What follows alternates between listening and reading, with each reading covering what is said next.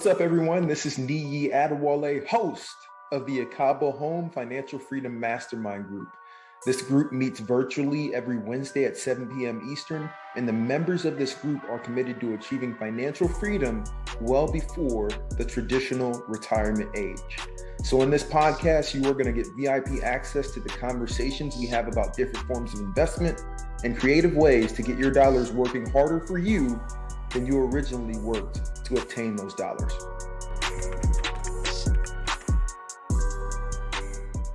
How long have you been doing your group calls? Group calls have been since like January of last year. And then this year was the first time that we started recording and launching those as podcasts to kind of help even more and members that aren't able to join live be able to listen to it later.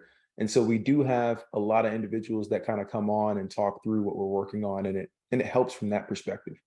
And you actually see one of our members right here, Job. How you doing, man? Doing well. How are you? Super good, super good. Michaela, one of the things that we like to do when we have a new person join is share for the group kind of a little bit about you, what you're looking to learn, and what you're looking to invest in the future. Okay. Well, I'm actually in the Dallas, Texas area. And so I pretty much started my financial journey 2 years ago, but it was a little bit different than real estate. So I started off I was in a lot of debt, and I was trying to find a way to be able to be debt free and kind of pay some of that off. And so I started trading options, and I kind of taught myself that of the market. I ended up joining a group where I was trading a strategy called the Strat. And so, kind of skipping down the timeline, a couple of years later, I ended up using that money to get into starting my own real estate investing company. So it's me and a couple of other partners who work through Dallas. And so we're still fairly new. We started back in April. And so what we're looking to do is to acquire properties for fix and flips in our area. But for myself and my personal portfolio, I'm actually looking to house hack with my younger sister and kind of teach my family as I go along that journey. Love it. Love it. And house hacking is near and dear to my heart. But Joe, I know you probably heard the options trading. You kind of perked up a little bit. That's not in my wheelhouse, but can you speak on that? Yeah, options trading isn't something that I get into much. It's very interesting to me. I mean, it's a lot of activity. I don't have too much time to follow it, and then a lot of our clients were kind of held to CFP regulations and things like that. So we do option strategies to protect concentrated position in client portfolios, but not too much overturn in options. So like if we have a client where they have a significant holding in Apple or Google because they're getting RSUs, we might sell some puts on those positions so that we can protect their position and whatnot. I've always been interested in it, but it's tough because they tend to be a zero-sum gain because if someone's winning, someone else is typically losing. But yeah, very cool. That's pretty cool. You do it too. You have a background in it. It's definitely something that takes up a lot of time. And I will say that real estate has been my 100% focus since April. So I haven't had as much time either to kind of keep up with it. But it's always nice hearing other people in the market. Hey, come on now. And to that point, when you talk about the real estate focus, you mentioned wanting to do a house hack. And I'm going to come back to you because I want to hear how it's been going, how the search has been going with you and your sister. I know we talked one off, but I think others could gain from that. But I want to kick it over to Devin. Welcome to your first Financial Freedom Mastermind group meeting. And Devin, you may still be on mute. Nee, how you doing? Good, man. How you feeling? Oh, it's been a long time since we talked. Yeah, a couple hours. Hey, and welcome. And one of the things we like to do is anytime we have somebody that's new joining for the first time, we usually ask that person, I know we just talked about it, but we ask you to tell us a little bit about your background and kind of what you're looking to do investing wise moving forward. Thank you. I was not expecting this so soon. I just realized the advantages to real estate investing. I'm a certified dedicated employee, and I want to escape that. So I'm accepting that real estate is a vehicle that will allow me to do that.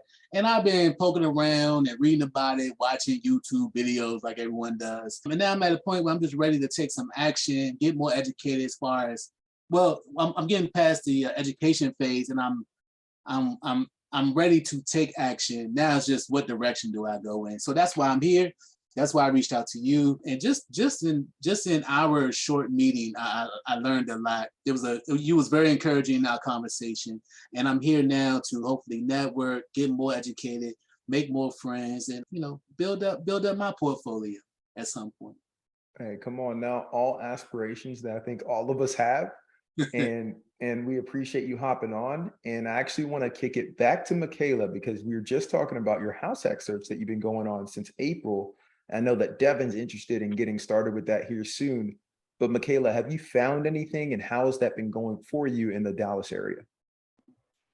Yeah, so for me, I have not started that journey yet. That's something I'm actually looking forward to starting in January.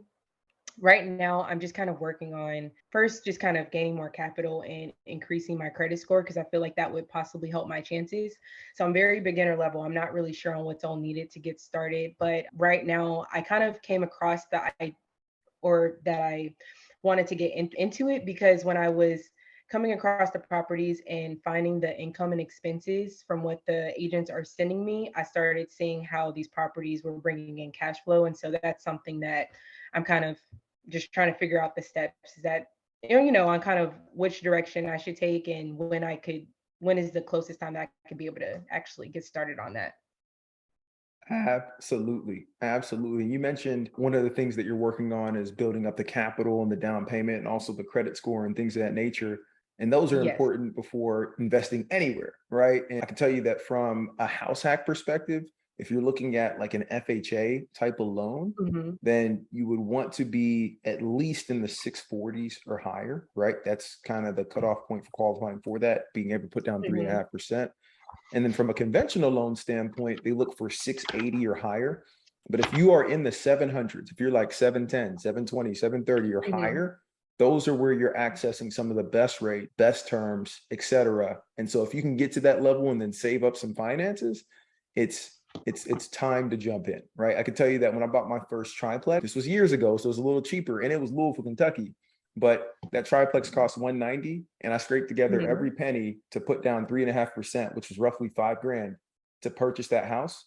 And it paid significant dividends over time, especially when I sold it last year. And so would highly recommend taking that route and kind of going from there. And Devin, I know that you've been building up your credit and things of that nature. Do you have any tips for Michaela while I step away for a minute? Definitely, I went from going from $10 negative every check, and it was Hmm. such a small amount that I didn't realize it for several months. And at some point, I just started getting focused. I won't make it a long story, but basically the snowball method. I don't know if you're already familiar with that, but start Hmm. focusing your aim on whatever your strategy might be. If it's the smallest card, pay your smallest card, credit card off, you have credit card debt, or whatever debt you might have. I'm not sure, Hmm. but what I did, I'm gonna tell you my story. I started paying off little things like that, like the credit card, my lowest balance. I paid that off. When I paid that off, I took that, added that total amount now to the next credit card, and I just kept working my way up. Then I realized cable is not really paying me anything. Hmm. So I canceled the cable. I wasn't making any money off those that played football and basketball. I realized I was spending my time watching millionaires do their job. I realized that wasn't Hmm. lucrative. So I cleared up some of that by canceling bills that wasn't helping me get on my path. And several things I just started doing. I started really examining what I'm wasting my money on, not spending my money Hmm. on, wasting my money on. I started tracking that on a weekly basis, and little by little, I started canceling things out. And back then I didn't realize how important credit was. But when I started looking for my house, I finally got the nerve to buy my house. And I felt like I couldn't afford it. I just couldn't afford it. And it took a Hmm. couple of months for my realtor to convince me that I've already had the money. I was saving at the time, I was saving like $1,800, but I still felt like I was broke because I never saw it in my account, my checking account. Hmm. So I went from negative $10 to saving $1,800 a month, and I didn't even really know it. I still felt like I was still wasting $10 a month because every dollar I made or saved, I did not Hmm. let it hit my checking account. I kept going to other bank accounts that I didn't have easy access to. And then every since then, once I got stabilized, like I got 5 or 6 credit cards, and some of them Some of them, one of them is I got a subscription to I don't want to plug them, but it's like a service that actually protects your credit, protects your identity. It's $30 a month.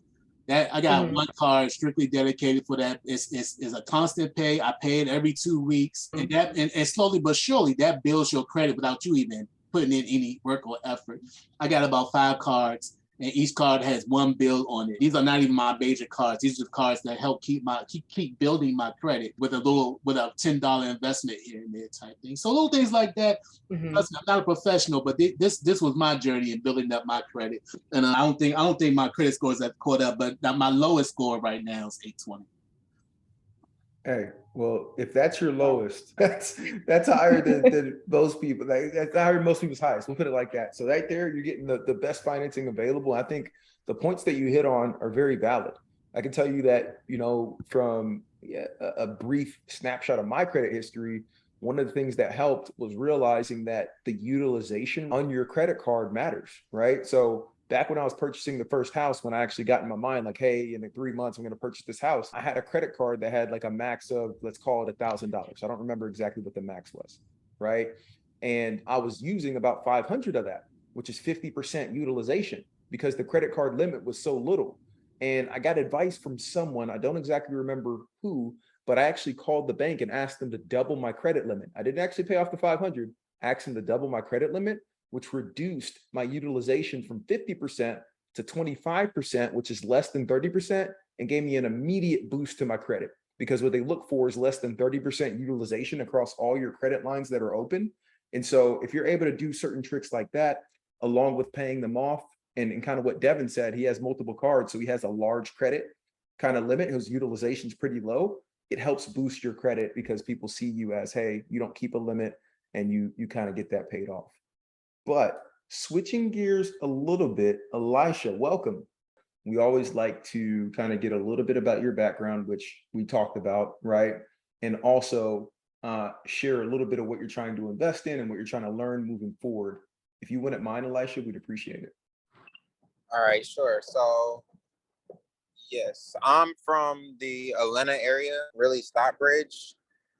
I'm getting into the investor side. I'm looking to maybe open my eyes to multifamily deals. I know y'all have talked about credit, and I probably should be building my credit score at the moment, but I don't really have any credit cards at the moment. And I was thinking, could you even use a credit card to, like, I guess pay on a loan or pay towards an investor or something? So I'm just here to learn from everybody and just to connect. So I'm happy to do that. Absolutely, and welcome. And to address your question, if the question is to use a credit card to pay for like a home mortgage, at least to qualify and do like a down payment on a home, I believe the answer would be no. Reason being, they want to see that you saved up these dollars through consistent, usually like W-2 work, but if you're doing 1099 work, as long as you have consistent years on your tax return, they can use that as well. And they want to see that you have that earned income. Now, after you close on a property, you can use credit cards to do other things, right? Like I've specialized in short-term rentals over the past, 2 years. And anytime I buy a new house, I take out a new credit card that has a 12-month 0% interest rate. And I use that to furnish the Airbnb because it can cost tens of thousands of dollars. And then after that, I pay that off over those 12 months using the income from the Airbnb. And Devin, I saw your question come through. Do you want to ask that to the group? So my question was, are credit cards allowed for closing costs? You said it wasn't allowed for mortgage. Is it allowed for the closing costs? I don't believe so. Like I would be 90% sure that it's a no on that piece, because what that does essentially is it increases your DTI, like your debt to income ratio, and they would have to factor that in to you purchasing the house, right? There's certain things that you can do with credit cards, like cash advances and things of that nature, but that would almost hurt you as you're trying to pay for that down payment. And what they really want to see is one of two things: either one, that you have the income in your account and that you have pay stubs to back up how you got that income, or two, if you get a big bolus of money from like a commission check or something like that, it needs to be seasoned in your account for at least 2 months. So if you wanted to use a credit card to get some extra finances, which I would not recommend this, you could potentially do like a cash advance, right? Where you're going to pay all that interest back in the credit card and have it sit in your account for 2 months so it can season. And then you could use the money. But that's the only way I can think of in my head that they would allow that. You can't swipe a credit card to pay for the closing fees. They want cash. Thank you. Of course. And switching gears a little bit, Joe, it's been a minute since we connected, man. But how are things going your way? I know you were looking into the real estate while also growing kind of the financial services. What's going on in your world? Yeah, thanks for checking in. Things are good. Business is going very well. It's been a pretty busy season. Some of my other partners take some more time with their family in the summer, so some more responsibilities fall on me. So it's been busy. That's been going really well. Just helping a lot of really good people and focusing in the tech space, which has been a lot of fun. Real estate is still somewhat on the back burner.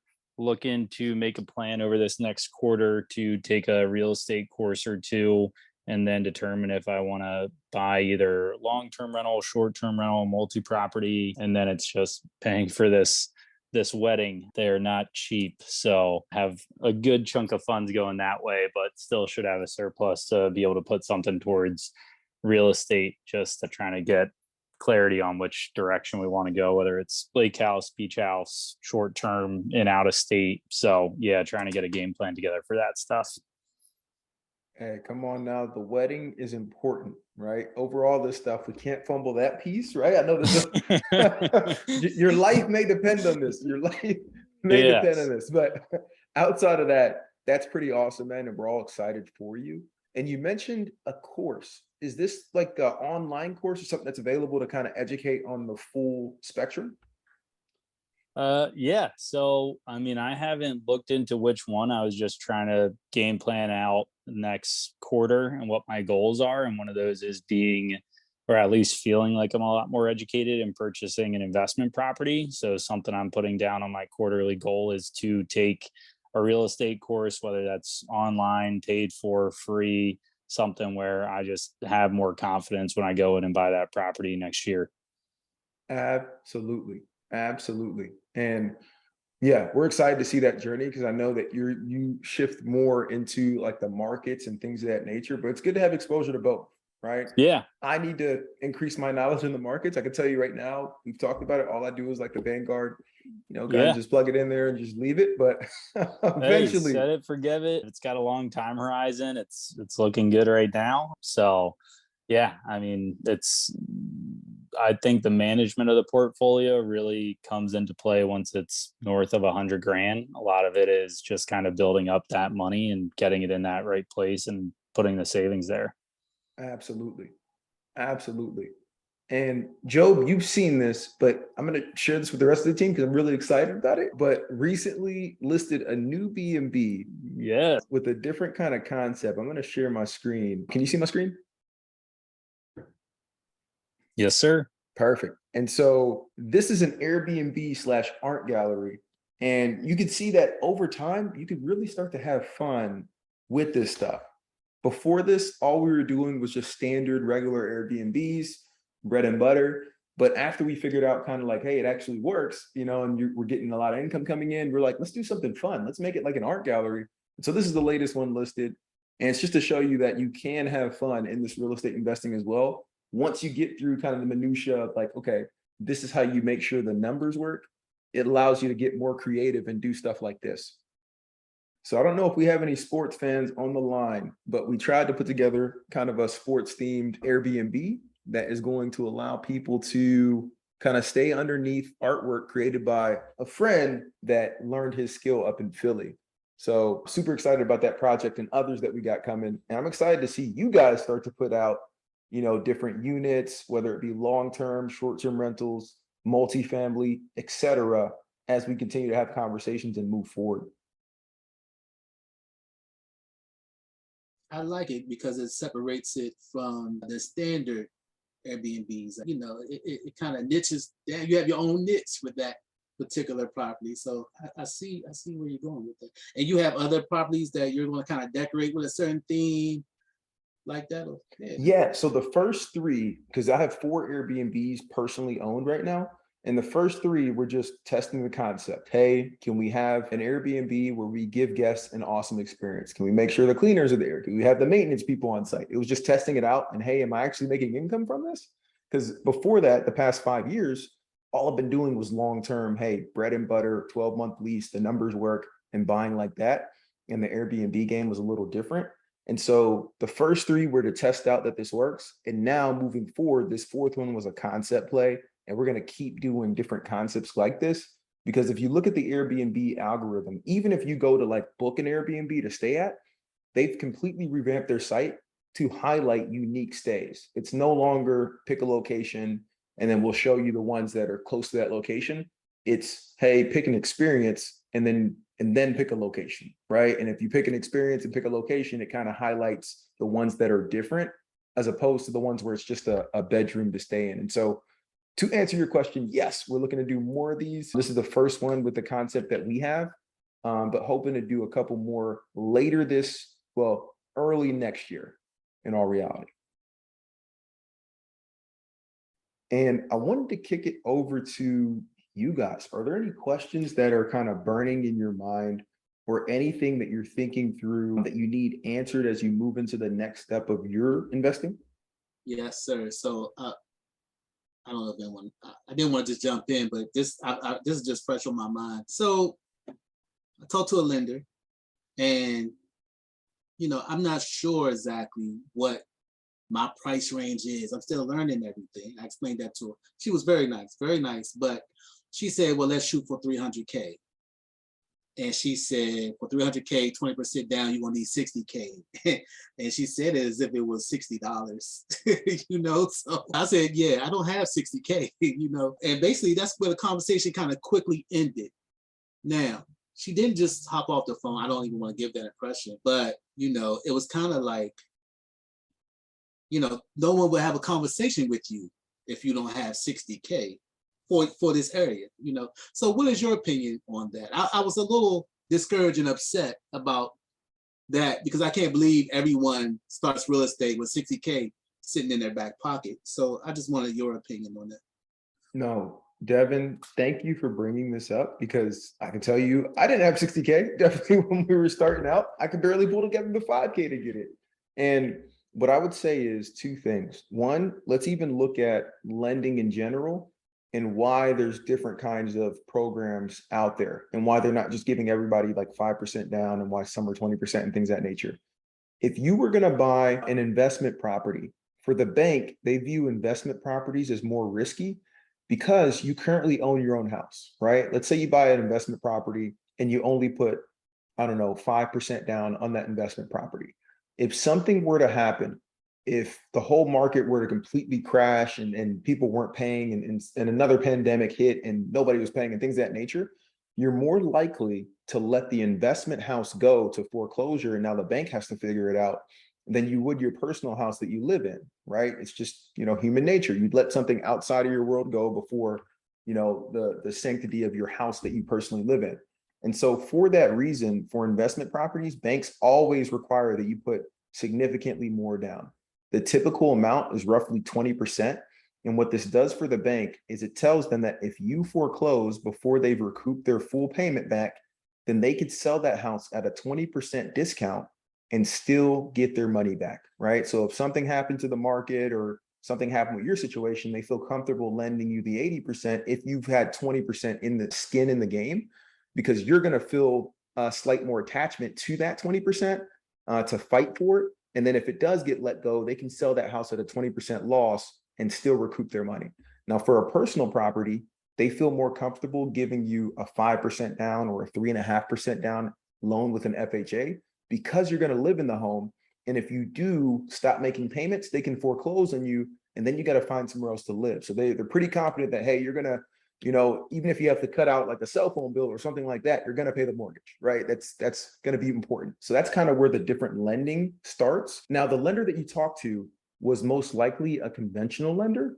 And with conventional lenders, they have a little less leeway to get creative, right? It's pretty much whatever Fannie Mae and Freddie Mac will buy on the secondary market. And so when I even go to a conventional lender for an investment property, it's going to be 20% or 25% down.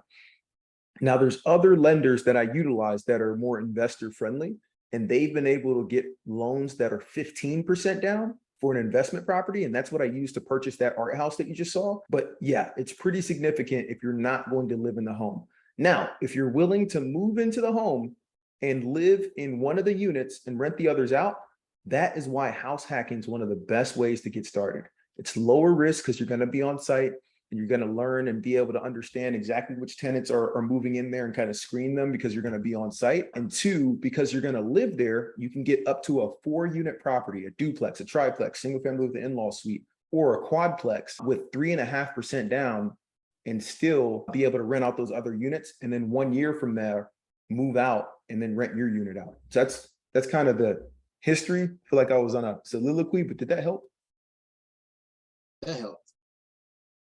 Fair enough. But yeah, I don't know that helps the investment purchase standpoint, but this is why I recommend everybody, if you're able to, start with the house hack, right? That's the cheapest way to get in. You're able to get a good number of units to kind of get your learning going. And then that house hack can grow into something that helps you through equity and through like refinances, things of that nature, pull out more money to buy others as pure investments. What else we got? Anything else that's burning on your mind? Michaela, Elijah, Joe? Yes, I did have a question. So you said you had sold your triplex in Louisville. So I was just curious, like, what is your determining factor for when you want to sell a property or when you want to keep it as a cash flow, passive income asset there? Man, great question. And I never thought I was going to be selling any properties. I want to just keep them for as long as I can and things of that nature. But I realized, especially when I got to Atlanta and started buying properties that were fully renovated and new properties, that, hey, these have a lot less things that break on them. And that kind of, for example, the houses I purchased in Louisville, because it was what I could afford, I bought them in a part of town called Old Louisville. And Old Louisville is historic. All these homes were built in the 1900s. Like, I think that triplex was like 1910. And so there's some weird quirks with that, right? Like, for example, we had like a window get broken and we tried to replace the window, and the city was like, hey, you have to replace this with the old style windows of that day and era to maintain the historic presence. And those old style windows were like, $700 versus the regular window, which is like 200. So it's like, all right, and we had to find somebody that can actually install it. So there was quirks like that with it. The market was at an amazing point, and I had other opportunities to invest in different deals. And so I've systematically started selling off some of that portfolio for that reason. That triplex, when I sold it, right, it had appreciated from 190 to 310. So I walked away with a 6-figure check that I invested in another deal. And the cash flow from that had gone from, or the revenue from that had gone from $2,200 a month when I first bought that triplex to $2,850. So it was at a solid point in time. I never thought that I'd sell that house for more than 1% of the revenue, right? So if it was bringing in $2,850, I was thinking I was going to sell it for $285, right? But with the market where it was and so many people trying to get in there, I was like, you know what? I can sell this for $310 right now. Let me take my chips off the table and move that into newer properties that are not going to have these weird quirks. And so I sold that last year. I sold a 12-plex earlier this year, and I used the finances from the 12-plex in Louisville to invest in this 105 townhome unit development that we're doing, which is going to be all brand new. And in full transparency, I plan to sell the other units when we head into spring next year to put even more money into this development, because if we can have all brand new townhomes and I own a good portion of that, there's a lot less headaches, right, on the newer builds. And do you get to do a 1031 exchange if you're a partial owner of, like, say that, bigger property? You can. Wow. Now, there's a lot of stipulations with that, and some of which I don't even want to kind of deal with. So that's a constant battle with talking to my CPA. So for example, on the triplex, it didn't make sense to do a 1031 exchange because I'd done so many improvements over the time period, switching out the roof, the gutters, we did some structure work, the siding got switched out, all this stuff that I was not able to write off because I was still working a full-time W-2. was kind of building up. And so when we ran the numbers, it was like, hey, on this 100K that you're going to gain, you'd only be paying taxes on like, I don't know, 50. So does it make sense to be forced to go through a 1031 exchange to not pay taxes on 50K? And I was like, you know what? It doesn't. I think I'll just withhold that to the side and use the rest to invest. Mm-hmm. Gotcha. And do you claim depreciation on your properties, or? Absolutely. Has your accountant, because that's something I always wonder, like accountant wise, how are you able to find someone that specialized in that area, knew exactly what they were doing, and knew how to help you look out for what you might not have known at that time? Man, you are hitting on all the points. And I would say I can send my accountant to you. Like he works That'd be awesome throughout the country. But the way that I selected him, as well as the way that I selected my realtor in Louisville, is I just look for people that are doing it themselves. Because in my mind, if you're doing it yourself, you're going to be learning all this stuff to make sure that you can benefit. And so now you can benefit me. So my CPA is actually pretty high level. I talked to him the other day. I talk to him on a monthly basis now. We set up like calls to try to figure out the tax stuff. But he not only invests in real estate, but he owns a CPA firm. And last year, he actually bought a coffee franchise in Louisville. And I'm trying to learn from him, like, dude, how does this even work? So he's trying to get that up and running. And he wants to invest in this townhome community project that we're doing and potentially put a coffee shop in there. So we talk about that a lot. But long story short, he's investing. He's looking at these laws to help himself. And so in turn, he's helping all his clients that are investors as well. Love it. Come on now. I'll let someone else ask a question. I got more, but I want to leave some room for some other love. No, that is fair. Devin, what you got? What is a 1031 exchange? So a 1031 exchange is if you buy a property as an investment. Well, let me take 2 steps back. So if you buy a property that's a personal property, right? And if you live in that house for 2 out of the last 5 years, you can sell that personal property and walk away with a profit of up to $250K if you're single or $500K if you're married without paying taxes on it, because they view that as a personal property, put your time in. And so the home I'm sitting in right now, I've lived in for 2 years. And so now I could sell this with all the appreciation it's had, which is over 100K, and not pay taxes on that. That's for a personal property. For an investment property, it doesn't work like that. But what you can do is there's something called a 1031 exchange. And what that is basically is a like kind exchange where you would trade an investment property, you'd sell that investment property, none of the money would touch you, right? You'd have to go to, a legal team or a CPA, talk to a legal professional. I'm not a legal professional. I'm just giving you a synopsis. So please do not take this as like gold, right? You definitely want to talk to them, but I'm giving you kind of what I know. And when you sell that property, you can transfer all those profits into another property that costs more and not pay any taxes on it and defer that tax until this new property is sold. And so in theory, what a lot of these wealthy individuals like the Trumps and things of that nature have been doing is when they sell a property, they will 1031 it into another larger property that's bigger debt, almost like when you play Monopoly, right? You buy the little green houses and then you transfer them into the hotel and you defer this tax and keep deferring it and keep deferring it. And the cool kicker is that if you pass away after you've deferred all this tax for all these properties and kept rolling it into bigger properties, it can get passed down to your next generation or passed down to whoever you put in your will tax-free. So you can essentially not pay taxes on the gains that you have throughout the years. And for example, that triplex, right, 100K, I could have 1031 that into, an 8-plex and then 1031 that into a 100-plex and not pay taxes on that because it keeps getting deferred. Thank you. Of course. We got about 30 seconds left. I want to welcome again the new members. Thank you for joining. And yeah, every week we host this. We have different individuals that join, and you'll get just a different flavor for what's going on around the country and what each person is